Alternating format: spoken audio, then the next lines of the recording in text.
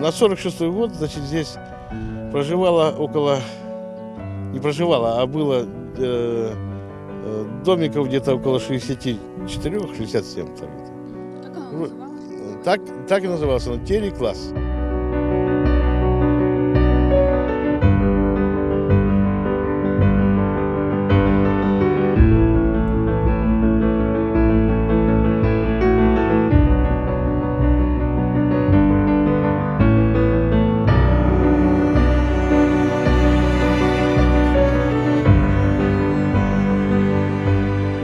Здесь нужно работать. Мне кажется, везде нужно работать, чтобы выжить.